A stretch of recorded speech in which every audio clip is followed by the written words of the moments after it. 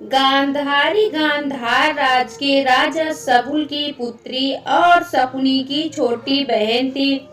आज अफगानिस्तान का जो गांधार है वही पुराने समय में गांधार प्रदेश कहलाता था।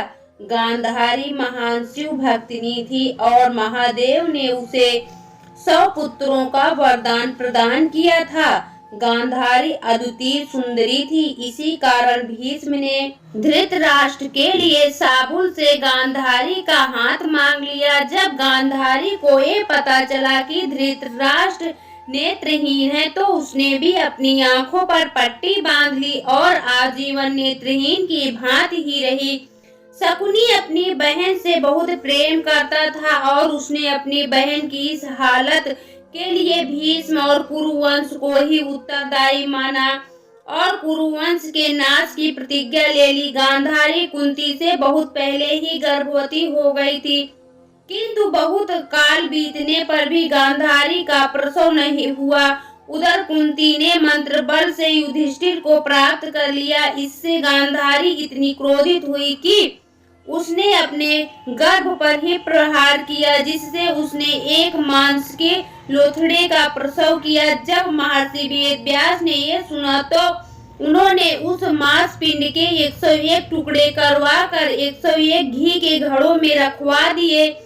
समय आने पर उन घड़ों से 100 कौरव और दुशाला का जन्म हुआ। उनमें दुर्योधन सबसे ज्येष्ठ था। गांधारी का जीवन एक सच्चरित स्त्री का है जो पतिव्रता थी, किंतु उसने सदैव धृतराष्ट्र और अपने पुत्रों को अन्याय करने से रोका।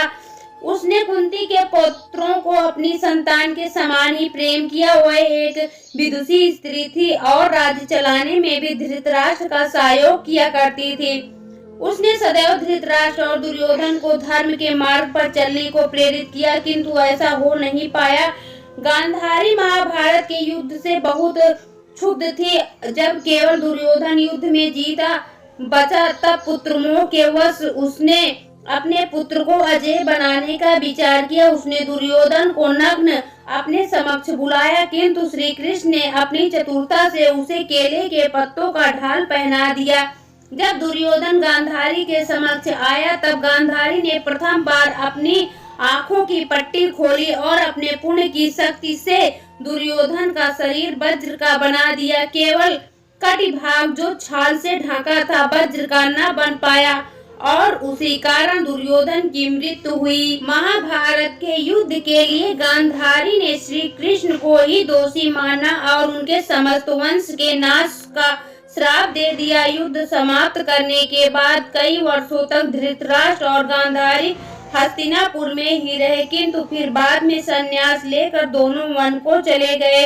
कुंती भी उनके साथ गई। वहीं वन में एक दिन आग लग जाने के कारण तीनों की मृत्यु हो गई। यदि आपको यह स्टोरी पसंद आए तो वीडियो को लाइक करें, शेयर करें और हमारे चैनल को सब्सक्राइब करना ना भूलें। वीडियो देखने के लिए आपका बहुत बहुत धन्यवाद।